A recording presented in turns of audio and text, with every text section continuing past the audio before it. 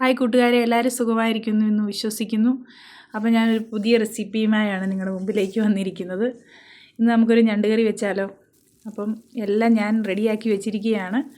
അതിന് ശേഷം ചട്ടി അടുപ്പേ വെച്ചിട്ട് എണ്ണയൊഴിച്ച് കടുകും ഇച്ചിരി ഉലുവയും ഇഞ്ചി, വെളുത്തുള്ളി, സവോള, പച്ചമുളക്, തക്കാളി ഇതെല്ലാം വഴറ്റണം.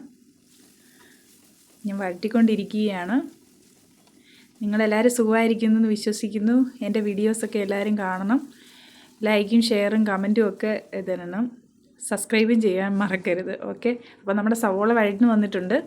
നമുക്കിനി മസാലപ്പൊടികൾ ചേർത്താലോ.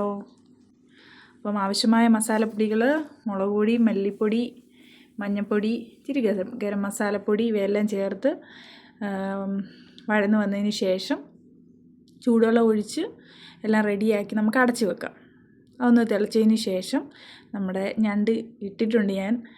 അപ്പം അതും തിളച്ച് വന്നിട്ടുണ്ട്. ഓക്കെ, വീണ്ടും നമുക്ക് എൻ്റെ കറിവേപ്പില ഇല്ലാത്തത് കൊണ്ട് നമുക്ക് ഇച്ചിരി മല്ലിയില ഇട്ട് അഡ്ജസ്റ്റ് ചെയ്യാം അല്ലേ. അപ്പം അതും ഇട്ടതിന് ശേഷം നമുക്ക് വീണ്ടും അടച്ച് വെക്കാം. ഇപ്പം അത് പകുതി വേവായിട്ടുണ്ട്. അപ്പോൾ നമുക്ക് അടച്ച് വെച്ചതിന് ശേഷം